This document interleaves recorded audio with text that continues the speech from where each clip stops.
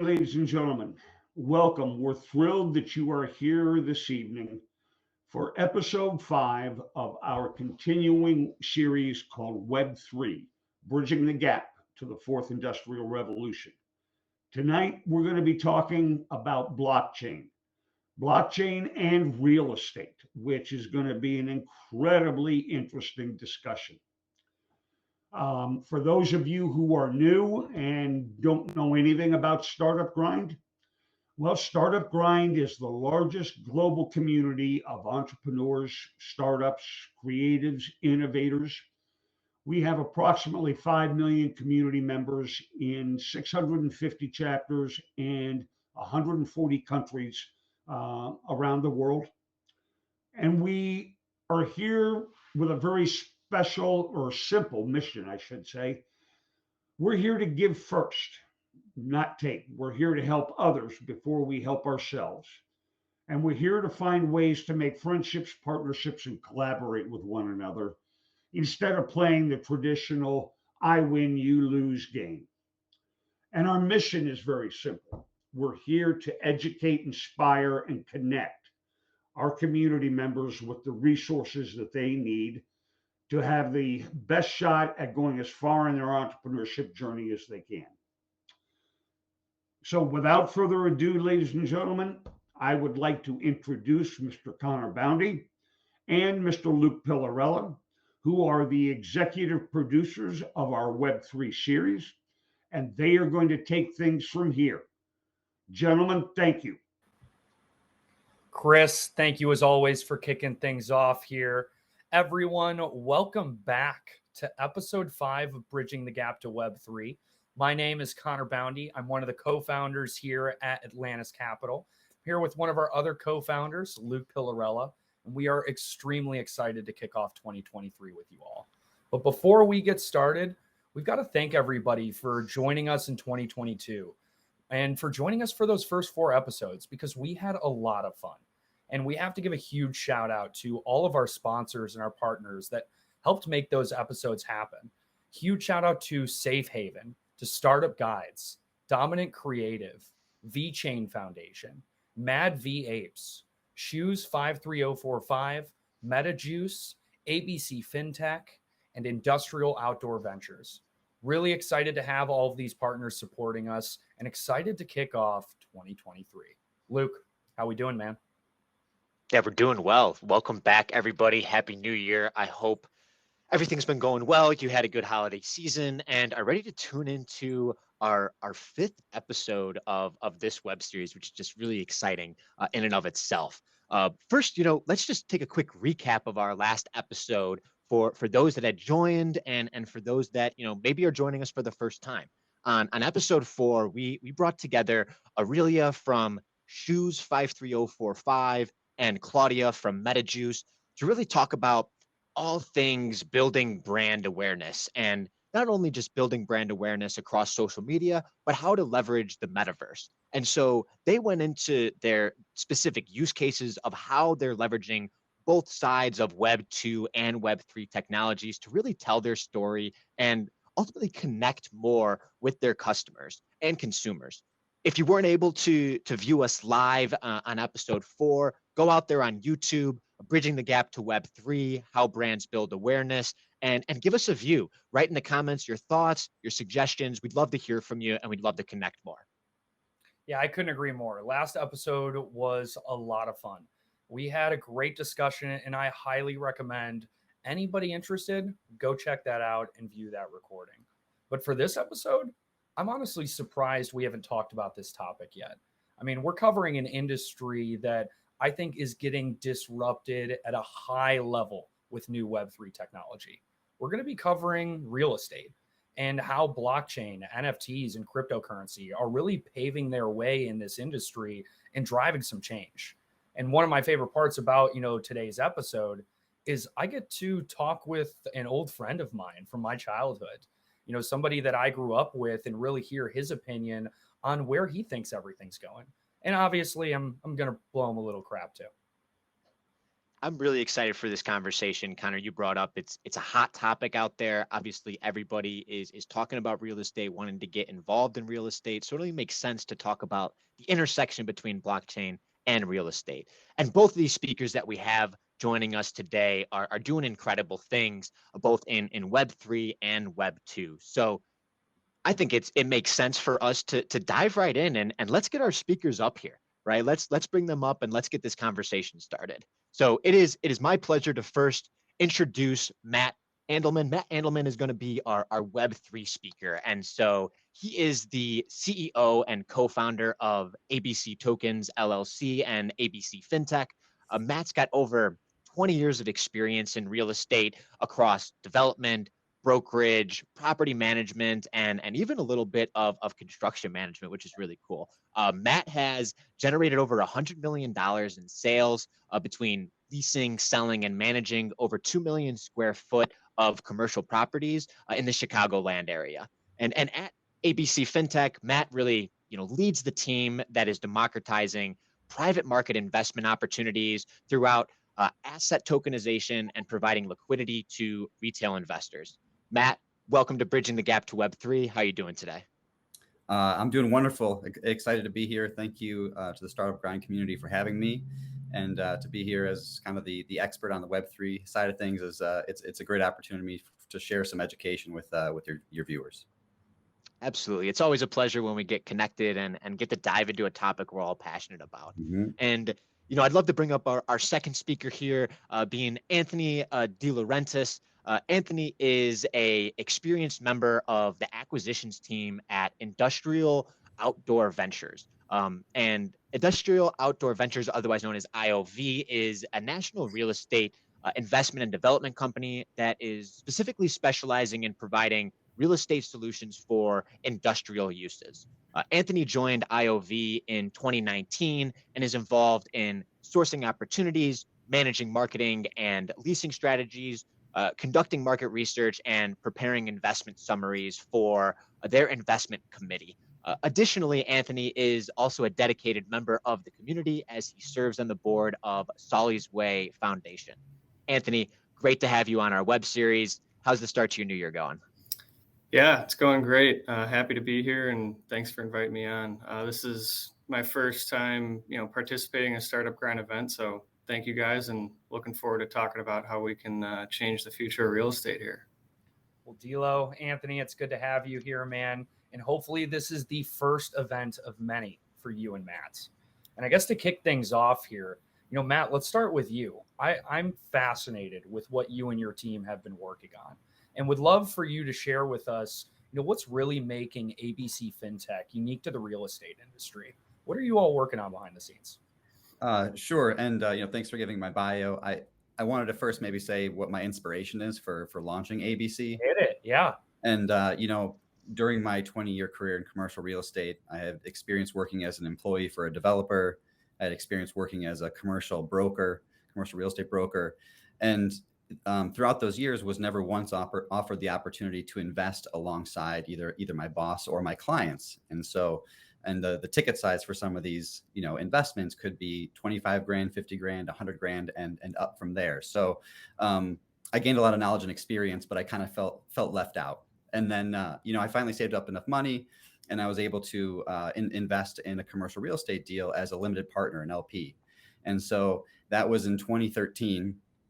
And my money is still there.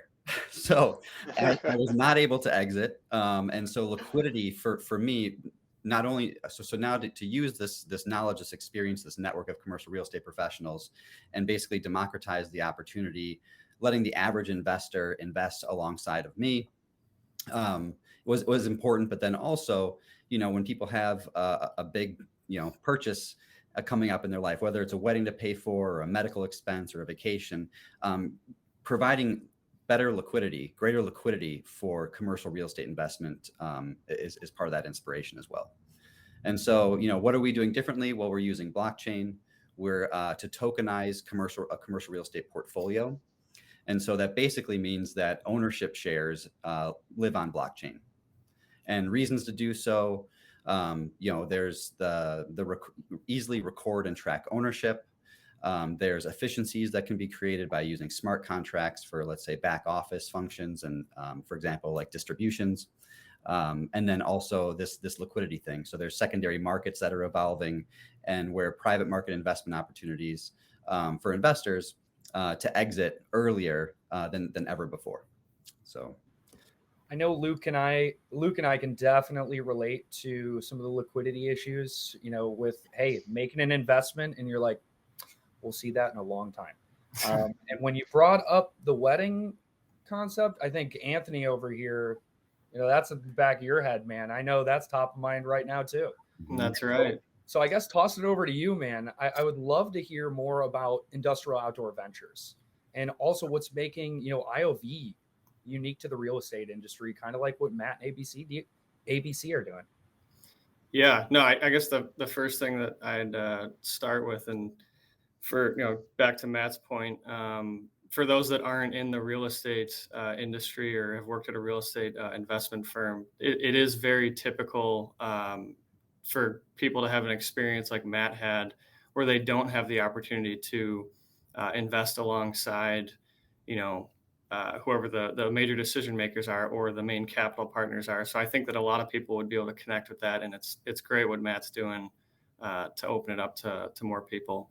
But for on IOVs, regarding IOV, we're a national real estate investor and developer, but we're exclusively targeting low coverage industrial. So typically, when people think of industrial real estate, they think of the big Amazon warehouse, Class A type buildings, that are maxed out corner to corner on a land site. Whereas what we buy is really quite the opposite. We want really the improved land site for outdoor storage that has an accessory building on it. And it's a very small universe of people out there that actually understand this and how it gets priced, and what you believe you can lease it for. So we were able to capture the knowledge of our founder, Tom Barbera, who started us off, and he's been buying this stuff longer than anybody. So we really have grown a ton over the last 4 years. We've seen the space grow a lot, and more people opening their eyes up to it. So it's been exciting, and yeah, looking forward to growing more over the next few years. And I kind of want to stick on that topic of growth, because I can remember when you first joined IOV and it was just a couple guys. I mean, your team has grown tremendously. Your assets have grown tremendously. I mean, you have 2.2 million square feet of outdoor storage space that you're managing. I'm curious, in a niche market like that, how are you and your team kind of maintaining your growth? What strategies have you all been putting in place to see the success that you've seen so far? Yeah, no, it's crazy. I mean, when I first started, we were maybe closing on our 8th property, and then just a couple of weeks ago we closed on our 78th, and that was over the course of 4 years. So it's been a crazy ride. We're flying all over the country trying to meet brokers, talk to tenants, property inspections, go check out these acquisitions. And yeah, I mean, for us, the reason we've been able to do that is our broker relationships, and we rely so heavily on them bringing us acquisition opportunities and leasing the properties afterwards. So it's extremely important for us to maintain those relationships with the national brokerage community if we want to continue to scale this thing. That's really, I'd say, arguably the most important piece to our business is maintaining those relationships with the top brokers, in every major market. And Anthony, when you talk about the number of acquisitions, is each property independently owned with different investors, or is it a portfolio like us where it's a large fund and all of the properties are grouped together? Yeah. So to date, I mean, we've closed everything with 1 to 2 capital partners through like a typical joint venture or partnership that way. So we haven't opened it up to multiple investors outside of just those 2 for now. But yeah, I mean, we've been able to get a lot of equity committed from those two, and It's fantastic. so Yeah. far it's been it's been great. No, That's obviously that is awesome to hear. Yeah. That's obviously a big difference between the two of us. One, you're hyper focused. It sounds like on this industrial outdoor space, properties with significant outdoor storage space. We're a diversified portfolio, so we're looking at multifamily, retail, office, industrial, hotels, and more. Could be land, could be Bitcoin mining facilities, could be manufactured housing, and so, and then also we're democratizing it. So creating fractional ownership and really reducing the minimum capital requirement and having, eventually hundreds of thousands of investors. Mm-hmm. A little different. Yeah. No, absolutely. And Yeah. so Matt, how have you, kind of managed your growth, right? You're talking about managing all of these different properties across the entire real estate industry, really. So, could you share some details on how you've managed your growth, similar to what Anthony just explained of his IOV, exponential hockey stick that they've seen over these past years. So curious, have you done, similar strategies? How are you in educating investors, right, to provide their funds to you and trust you to make the right decisions? Curious if you could shed some I think details. there are a few questions in there. So yeah, let's first talk about growth. We're relatively new, and so for the first year and a half, I was researching securities laws. The Securities Acts of 1933 and 1934, the Investment Company Act of 1940, learning about these new technologies, and then assembling a team. And so, we knew we wanted to have a portfolio of real estate. And we knew that after you cross a threshold of maybe it's 10 million in assets and 2,000 investors, you become a fully reporting, company to the SEC. And so, that costs a few $1 million right there just to get through that. And so there was a lot of planning, and we built the foundation. But as far as the sale of the tokens and the real estate portfolio, we're still relatively small, which I think is a very good thing, because there was a report I think came out in CoStar recently about the value of REIT shares expected to fall, because people know interest rates are up, that in 2023, these commercial mortgages are coming due. People will have to refinance, or they have balloon payments and they're going to be refinancing at higher interest rates. Property values could fall, and they have to maintain loan to value ratios.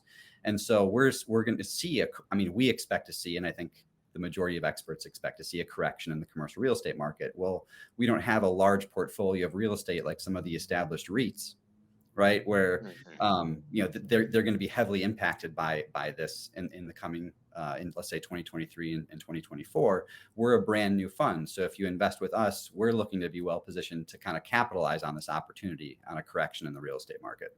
So that was one. And then so I'm glad we didn't, launch a few years ago and make some mistakes, leading up to this. But we have two advisory boards, and it was important to me, one, with the whole, I'll put up my hand, air quotes, crypto, the dark cloud over crypto. We wanted to show people that there are very successful, very experienced leading commercial real estate experts that believe in this project. We have over 300 years of combined experience. They come from companies like CBRE, Cushman & Wakefield, SVN, Brookfield, and have very good reputations and a lot of integrity. And so that was kind of the start here. Then as we start to see people know, okay, we're building a real estate portfolio and we want to acquire property. We're getting multifamily property sent to us, industrial property sent to us, retail, office. It's like, Matt, how can you handle all of that? Well, it's not just me, and so because we're small, these people, let's say I have a multifamily expert.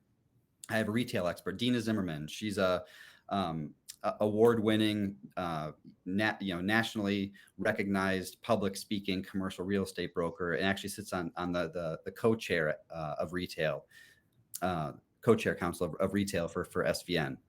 Dominic Sergi is the CEO of Clear Height. They've acquired over $400 million of industrial property over the last 10 years. So if I see an industrial property, I can kind of hand it off. I can do some back of the napkin, underwriting. And if it looks like a deal, I've got experts in my corner to pass it off to and say, hey, is this something that we should look at and dive deeper into? I'll also tell you that in the second half of last year, There's not one deal that penciled out for us and we did not acquire any real estate. And so, we were looking at what's coming up. We see that the bid ask spreads for all of the deals that came across my desk. I mean, what the sellers were asking and what we were willing to pay was so far apart. We just could not get a deal done. And that's okay. I mean, and I think our investors don't want us just to be, trigger happy. Like, we have money, let's go spend it on real estate. It's funny. Jay Shizer is the principal of JP Real Estate Partners, and he's executed over $3.5 billion of real estate transactions in his career. And I kind of stopped sending him ones because it was like hard pass, hard pass, hard pass. So I do want people to know that in terms of future growth, we're even though we want to be a well-diversified portfolio and there's all these different property types that we'll consider, we're going to be very particular about which ones come into the portfolio. Matt, when you guys are having, these investor meetings and, just explaining the concept to people, like, how do you guys envision or project like asset allocation, amongst the various categories of commercials, multi, retail, industrial, like what does that look like in your head? Sure. And so we have a private placement memorandum that's available. If you sign up on our website, abctokens.com, you'd have access to that. And the later part of the report has, financial projections and what the portfolio should look like in the future. And so we said 40% multifamily, the other 60% divided evenly among retail, office, industrial, and hotels. And that can change, but we did need to show some plan of action here for how we are going to grow the portfolio. And that we thought would be a nice allocation across the various property types. Got it. Mm-hmm. Absolutely. And so, Matt, I'm curious to even take a step further into the work that you're doing. Obviously, you're leveraging, the tokenization of real estate to sell, basically shares to retail investors, right? To partake into your overall portfolio and return on their investment. From your perspective, what do you think are the additional big innovations and technologies that are going to disrupt the real estate industry? Right? Is it smart contracts? Is it NFTs? Is it just blockchain technology in general, from the transparency and immutability of the overall infrastructure? Curious for you to provide some details there on what you really envision as the future disruptors of the real estate industry. It's the real estate industry, but I think it's just private market investments in general. Mm-hmm. So that could be small to mid-sized businesses as well. So you could think about it as a real estate property, but also as a business. If you want to take some chips off the table and maybe even maintain ownership or control of that asset or that business, you can fractionalize the ownership. And there's secondary markets that are evolving. And actually, I want to pause there for a second, because Pat Lavecchia, he's a CEO of Oasis Pro Markets. He said it best, that this is an evolution of traditional finance. It's not a revolution, but an evolution. And that's really important. This isn't cryptocurrency. This is an unregulated cryptocurrency trading on an unregulated offshore exchange where people are trying to, 1,000x their money in a week.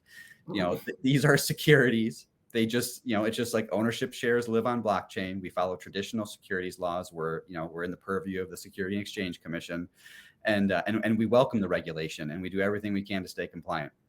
The technology is just a way, again, to create efficiencies, like you said. So if it's a matter of tracking ownership, possibly replacing the need for a transfer agent in the future, if it's using smart contracts to create efficiencies for dividends and distributions, cap table management. And then secondary markets. I mean, you think about being able to go to and see historic performance of these, let's call them private market investments. They're not publicly traded companies on the New York Stock Exchange, but there are going to be what's called they're ATSs. They're called alternative trading systems. And it's a place where people will be able to go buy, sell, and trade, ownership of commercial real estate, residential real estate, businesses. Yeah. And it's very fascinating, and it's rapidly evolving. Oh, absolutely. And, I am excited to try to partake in this evolution, as you put it, right? I think that's a great analogy. It's not a revolution, it's an evolution. Just the way that we talk about, it's this bridge that's really Web 2 to Web 3. Eventually, one day, you're not going to know the underlying that's really driving the power behind these innovations, but you're going to get some of those advantages and benefits of the differences that technologies bring. So, Anthony, I'm curious to turn it over to you now to, what type of conversations have you had with either potential clients or even just internally at IOV around, these advancements that are coming to not only the real estate market, but to the private market in and of itself? Are you having these conversations? What are some of the topics that are coming up? Yeah, I mean, honestly, not that often, especially internally. I mean, we don't discuss it as much on our team, but I've heard, brokers mention the idea of this. I see them posting about it on LinkedIn or, other forms of social media about this concept. So when it does come up, for us, it's kind of like, sounds interesting. Like, how is this going to change things? But then I feel like at the end of the conversation, everyone's always kind of like, well, is this really going to happen? Like, how far out are we? Or like, what does this mean? And I think that's going to be like the main thing here is getting people to understand it. And I think one thing that I wanted to ask Matt was, because it's his business. I mean, he does it every day, and he's going to have to get people to quickly understand this to really scale the business and get, recurring investors and all that. So Matt, I mean, like, how do you guys try, like, what are your efforts to get people to come around to this and make it a little bit more easier to digest? Sure. Really transforming the world, like the transaction process, and really investing. If you've bought Bitcoin or traded any type of cryptocurrency or have had a digital wallet, MetaMask, whatever, Exodus, you have some experience already. And we think the younger generations, I mean, it's going to be kind of second nature to them. If they're doing the NFT thing, buying and selling a security token is going to be quite simple. So I guess the question kind of is, so all the other, maybe the older generations of the people who don't have any crypto experience, I will tell you that early on, we decided that we were going to mint our tokens and use the Polymesh blockchain protocol. And they're designed and built for regulated assets. And the onboarding process was so incredibly clunky that we were like, do we make the right decision here? And, fortunately, we never had to ask any of our early investors to download a browser extension and get their Polymesh digital wallet and transfer them tokens. And we knew that it's a great team over there and they are dedicated to this. And over time, the technology was going to evolve to where it was going to be much simpler and easy to understand. And today I got off a demo and saw for the first time their new investor portal. And they're working towards like a single sign-on where you basically have access through signing in through your Gmail account. I don't even think you're gonna have to download a browser extension if you're an investor. There's going to be secondary trading within there too for tokens on the Polymesh blockchain. And I'm so thrilled to see the progress that they've made. They totally blew me away, light years ahead of what I expected before watching this demo. So I totally appreciate your question and where you're coming from, that it's not easy to for those who have never done it to visualize it or be comfortable with it, but know that those who are building the technology are headed in that direction where it's going to be a lot more user friendly. I love that you just said that, Matt, because I think that's the whole journey that everybody has started to kind of shift toward over the last 12 or so months is, hey, we understand that this tech is right. That is absolutely, I think, an agreement among the community. I'm glad to hear that. And that's the user experience, but now how do you educate people or get them to feel comfortable or trust using it? And that comes down to education. We've got LinkedIn groups. I think our ABC Tokens group has over 600 members, many of which are in the commercial real estate industry. And so we're constantly posting there. Our website, abctokens.com, has a resources tab with a lot of great the whole website has a lot of educational content. I'm obviously webinars. I mean, I'm here because I want to try to help educate people.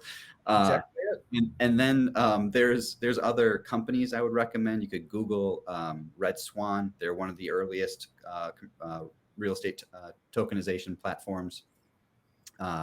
Solid Block is another, Accrue, Honeybricks, and there's Realty is another. There's more and more that pop up, and so Googling any of those, you're going to find great information. On LinkedIn, Laura Pomatian is the founder of Height Zero, and she founded the oldest real estate tokenization consultancy company out there. I should probably mention she sits on our board of advisors now too. Nice. And then LinkedIn people to follow: Pat Lavecchia. I mentioned his name before. He's the CEO of Oasis Pro Markets, and Dave Hendricks is the CEO of Vertalo. And so if this is really something that you want to pay attention to, Google these other companies, follow these people on LinkedIn, and eventually your feed will just be consumed by real estate tokenization like mine is. But it goes back to that point. It's all education right now because we're all in on tech, and it gets so complex. And we need these users to go through kind of like what our said, kind of a software update and understanding that, hey, this is an upgrade to how you are about to interact online. Mm-hmm. And I like your term that you were talking about earlier. It's an evolution, not a revolution. This is really just the natural progression of where we're going. And I think that people are going to eventually be interacting on blockchain without even realizing it. And I think we need some more credible players that are going to come in, especially in the real estate space. They're going to allow some of these older school investors to say, you know what, if they're doing it, they're giving it a stamp of approval, we've got to go check it out. I mean, it just happened recently. Anthony, you literally just sent me this article, from Blockworks. Goldman Sachs tokenization platform, GSDApp, goes live. Our goal from the outset has been to help our clients realize the benefits of end-to-end digital lifecycle processing across tokenized assets, digital currencies, and other financial instruments. Like, this is coming. People are going to, start experiencing this, start interacting with it, whether they realize it or not. But I think that hesitation is education. And I'm curious, Matt, to hear kind of your thoughts on really the education of tokenization of assets, because I think that is, something that is really, really interesting to lower barrier of entry for investors, somebody like myself who's interested to explore, but not necessarily dive all the way in. And, how you and your team are kind of helping people learn about that today.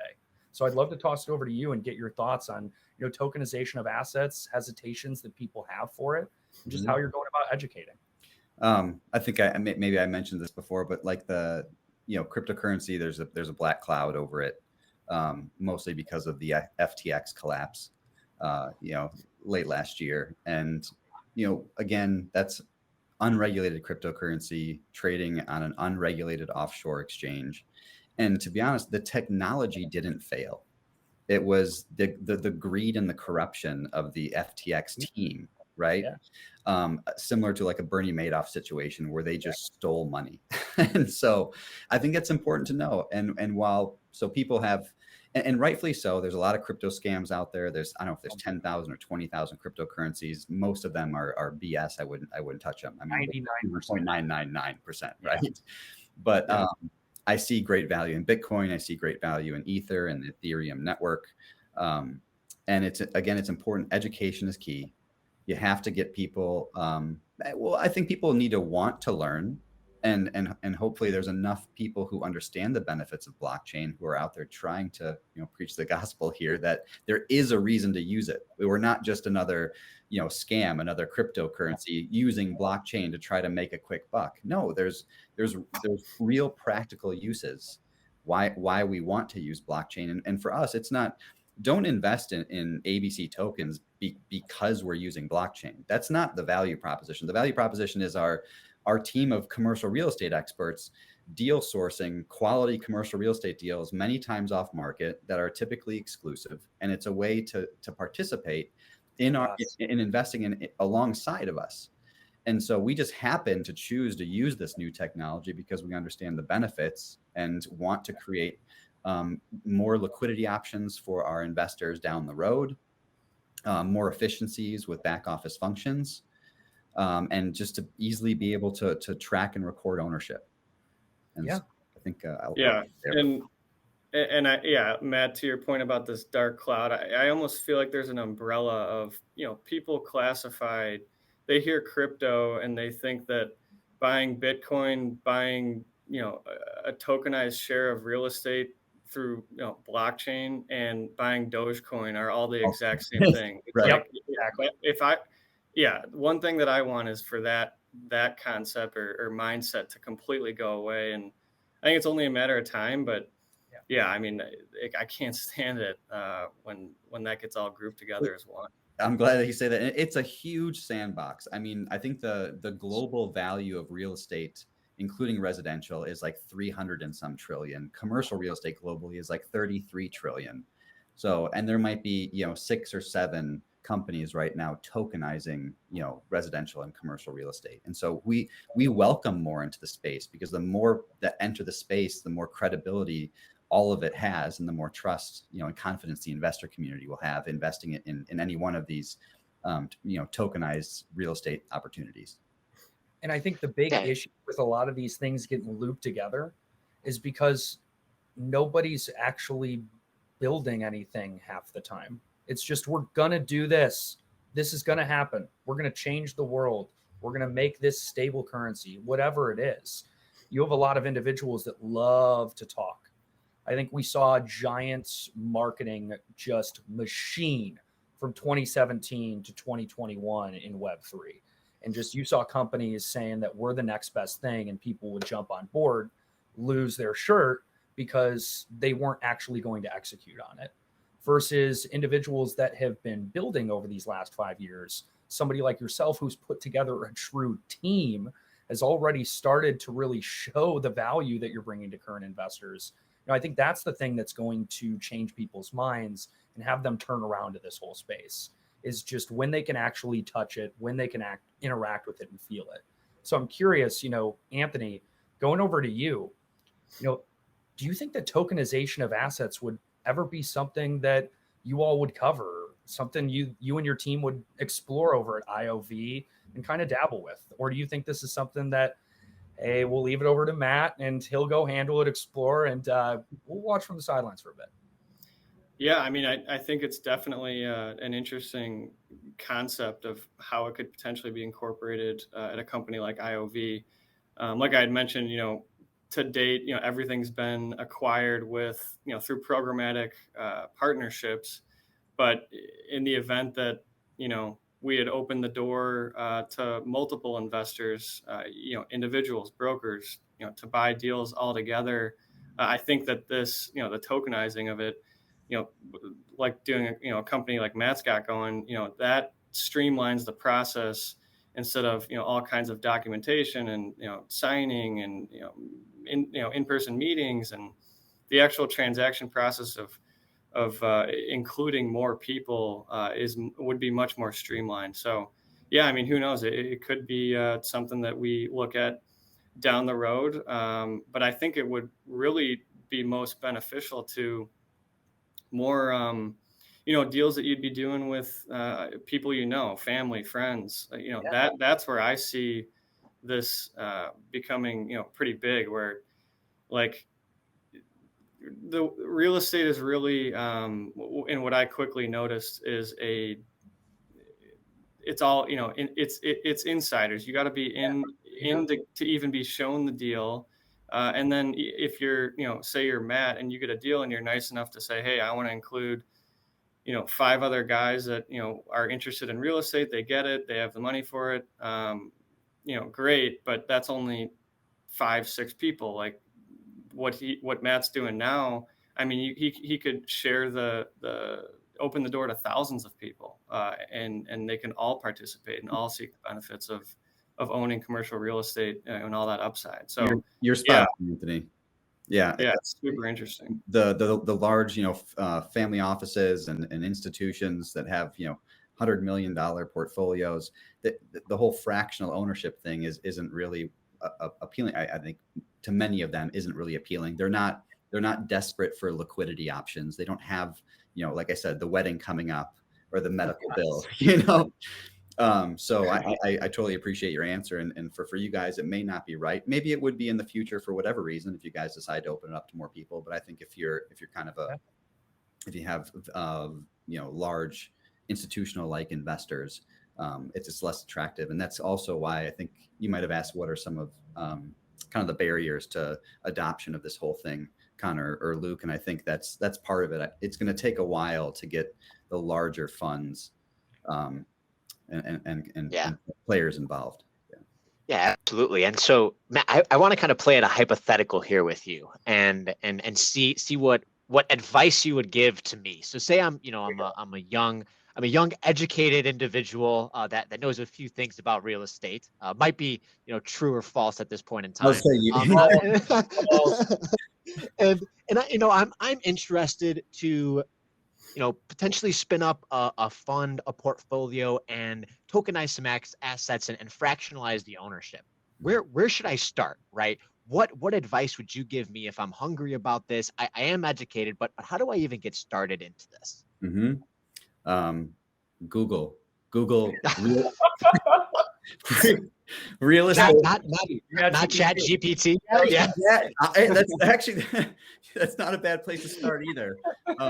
Make sure if you ask Chat GPT to tell you something, have them tell it to you with humor. That's all. There you go. Yeah, there you go. But if you just Google real estate tokenization, you're going to see the companies I mentioned before. You're going to see Accrue, you're going to see Red Swan, you're going to see Honeybricks, Realty, Solid Block.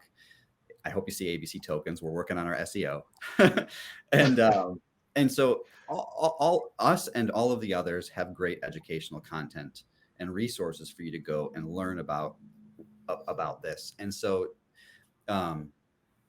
depending on what you want to tokenize and why, my answer may vary on which platform is best for you to use. It's why you should go to each one and read what they're all about. Nice. And then remember that tokenization doesn't mean that the property is going to perform better or that the property is more valuable because you tokenized it. So tokenization may be right for you. It may not be. But if the idea is to create fractional ownership, if the idea is to create liquidity or the capability for your investors to exit earlier rather than later, then it could be a great option. Absolutely. And to just stick on that point, I want a quick follow-up is, Matt, what would you tell your younger self of all that you've learned up until this point today? Looking back, what do you wish you would have known when you started that maybe would have helped you get a little bit further along or not get into a certain challenge that you had to navigate before? Curious, do a little bit of retrospective for us. Sure. Don't get taken advantage of by sharks. I think when I started to learn more about partnership structures and GPLP, so general partner, limited partner, waterfall structures, and if you have investors in your network that you trust and they're willing to let you run as a general partner, it can be a great way to raise funds and make kind of the lion's share of the profit. And again, this kind of goes back to my experience working for the developer, my experience as a commercial broker, and the inspiration for launching ABC was that, I know how to structure these partnerships to maximize the ROI of our limited partner investors, the actual ABC token holders. And so not every real estate deal is structured the same. And so maybe do some research on that. Research how you can structure a deal, how you can be a general partner, how you can raise funds from limited partners, and what that will mean for the ultimate return, both for you and for your investors. Love that. Well, I know you were mentioning it a little bit earlier, Matt, about kind of those barriers to adoption. What's going to get everybody to just say, this is a no-brainer? This is something that you explore if it makes sense, like you were saying, to what you were actually looking to do. And I'd love to toss it to Anthony here. From all the things we've been talking about today, obviously you've been exploring Web3 for a little bit. What do you still see as some of the major kind of barriers that are sitting right in front of us to help people explore things like Matt, ABC token, all of the companies we've been talking about, or just blockchain and Web3 in general?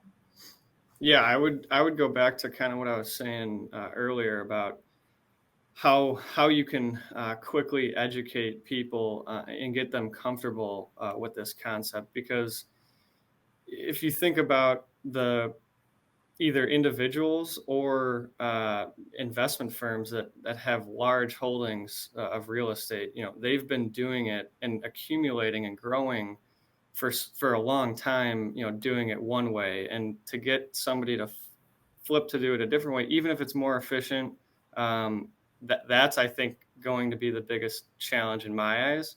Is how do you get people to change the way that they've been doing something for so long and have been successful at doing it. Exactly. That's I think something that may take some time. Not that it can't be done, but once that you reach that point, I think that this can absolutely blow up. But yeah, just because it's been a transaction and ownership has been the same process for so long. When something changes, it's not happening. It's not happening overnight. So that's the truth. Tokenization also has the ability, I think, to broaden access to qualified international investors who want to participate in commercial real estate investments here in the United States. And we have a crowdfunding raise on WeFunder right now for a management company, ABC Fintech. And I think we're at 300, about 330 investors, and many of them are from all over the world. So, I mean, we found that fascinating because we launched this, we built our pitch, recorded our video, and, started to market a little bit to the WeFunder community. But the support we got from these investors, again, from every continent, was I think it was really, really inspiring for me. And the fact that I believe, I mean, some of the comments, people can make comments when they make an investment, and the investment, it can be as little as $100. So we're not talking about big investments, but I mean, we have a construction worker and a physician and a professor and a real estate broker. And so, I mean, all walks of life, different demographics, different geographic regions, and they're like, crypto and real estate. If this isn't the future, I don't know what is. Awesome. And so, yeah, awesome. I think the mass adoption of this is not going to take as long as some people think, because a lot of people have experience with cryptocurrency, with just buying and trading, selling, trading Bitcoin or NFTs or other crypto.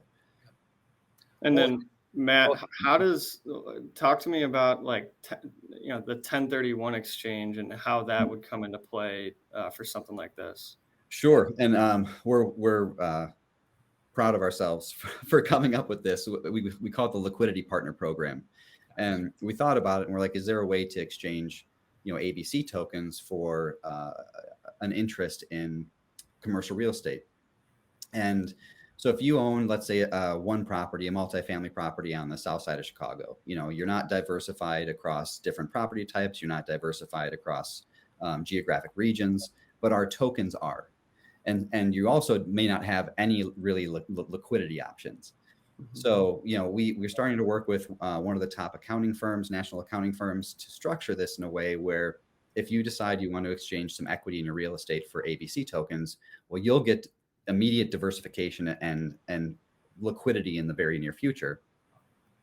But you're not going to want that to be a taxable event, right? Because if you've owned that property for a while and it's appreciated in value, that could be considered a transaction where you have to pay taxes.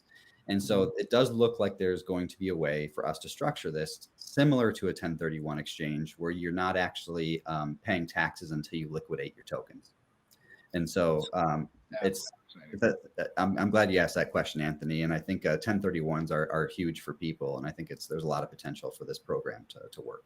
So are you guys looking into, and maybe it's both, but is it like if I owned a property in Chicago and I sold it and I wanted to 1031 it into tokens of another asset that would be, invested through you guys in California, is that what you could potentially do? Or is it? I'll say potentially. One, I'm not a lawyer. Two, I'm not an accountant.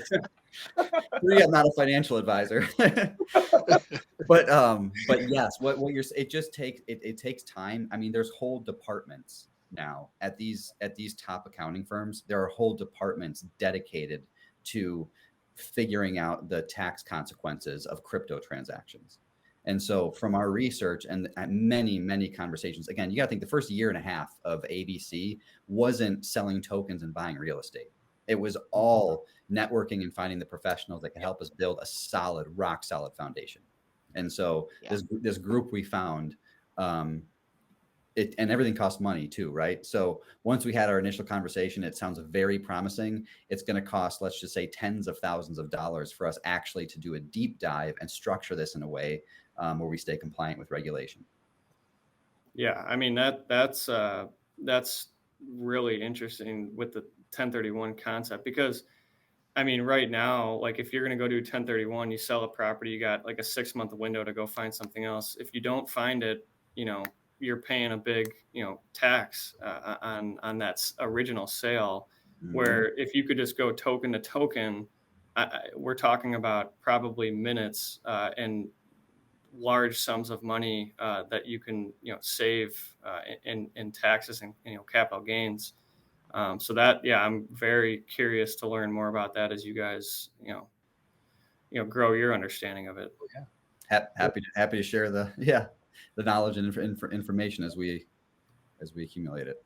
Awesome. One thing that really stood out to me that I think is just like an underlying theme of Web3 was when you were talking about that WeFunder campaign, Matt. Now you have 330 people so excited all across the world. Some of them, though, are invested for as little as $100. It's because they have that sense of ownership.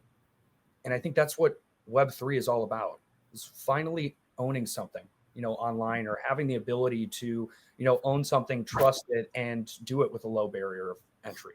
Mm-hmm. That's something that has been really fascinating to me, this whole discussion, because I'm not deep in the real estate space.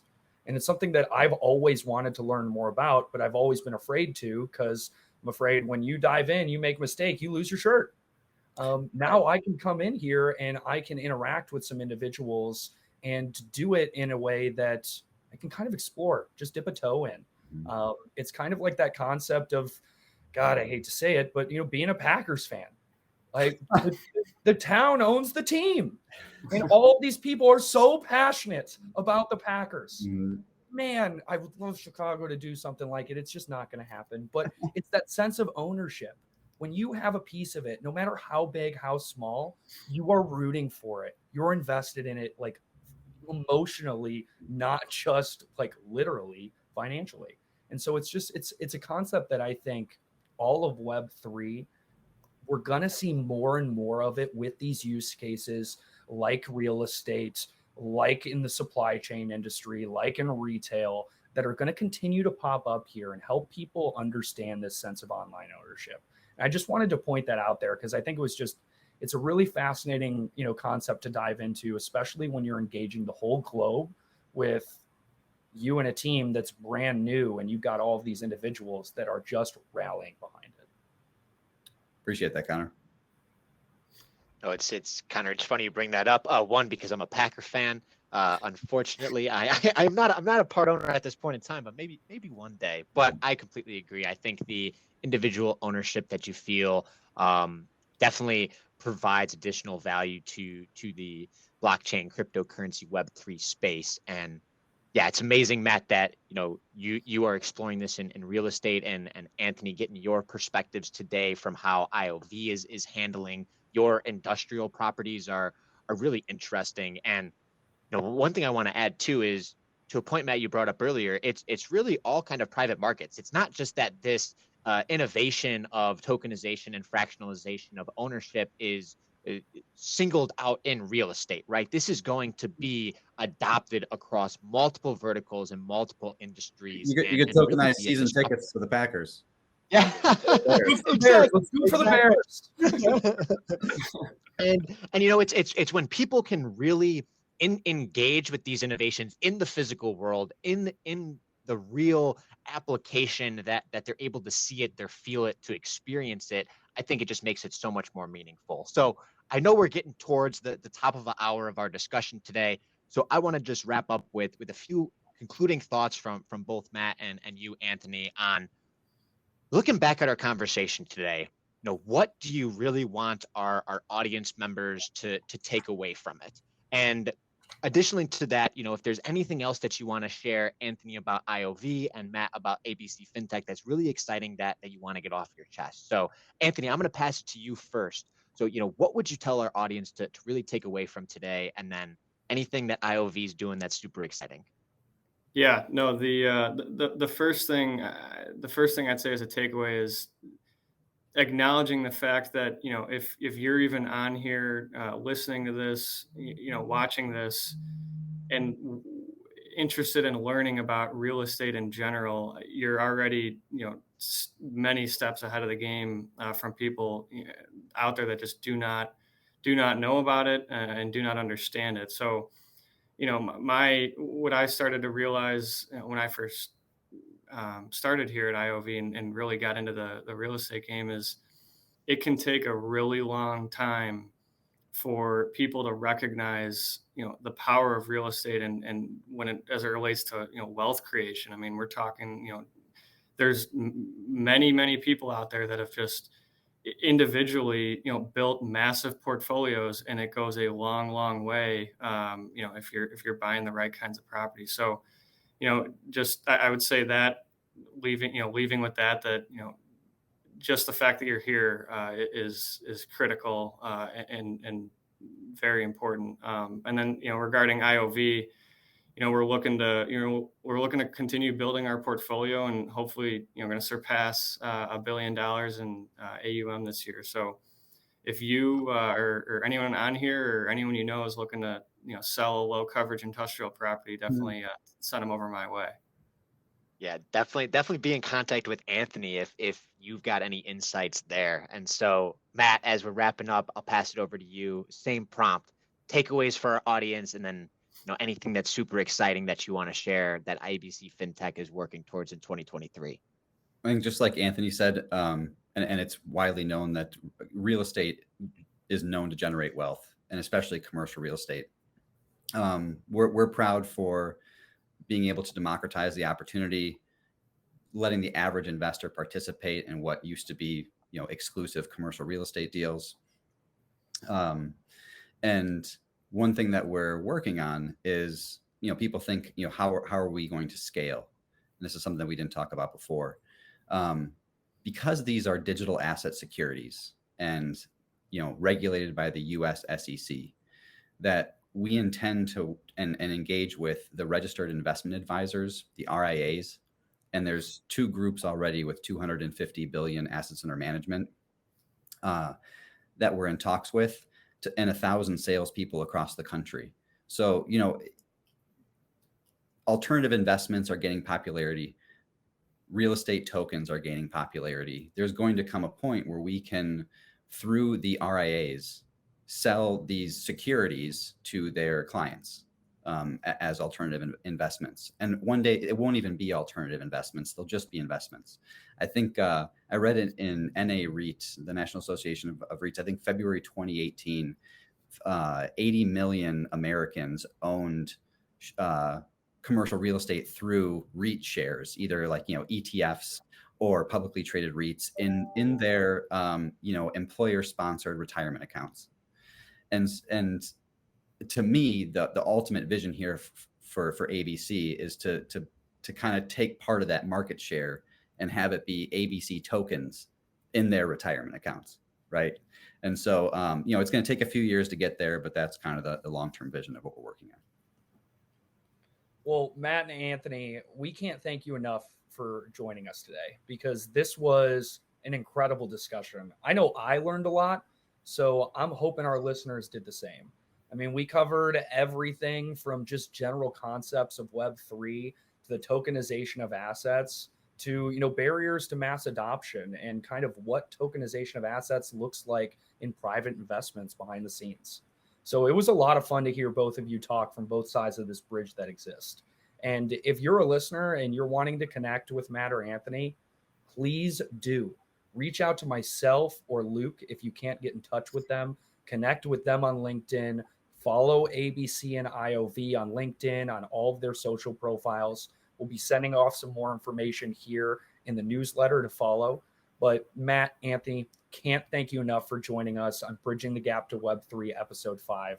This was just such a fun discussion, and I'm looking forward to seeing what you two accomplish, because I have a feeling we're going to be reading about both of you a lot. So congratulations on the success that you've had so far. Chris, I guess I'll hand it off to you to close us out here tonight as we get ready to wrap up episode 5. Take it away. I'm struggling to find the words. Wow. I thought the last event that we did, Connor and Luke, was the best ever. Keep getting better. This event and the information shared and the practicality of it just amazed me. And all I can say is thank you, Connor and Luke and Anthony and Matt. Thank you very much. I know that this is going to go a long way in helping us continue our mission of educating and inspiring and connect community members with the resources and the information they need. Absolutely. And with that, ladies and gentlemen, thank you for joining. And I hope that you will follow us on social media, as well as follow us on things like LinkedIn. And if you would like, go out and join Startup Grind, the Maryland chapter of Startup Grind. We would love to have you on our journey. Thank you, everybody. Have a great night. Appreciate it, guys. Thank you. Thanks for the opportunity.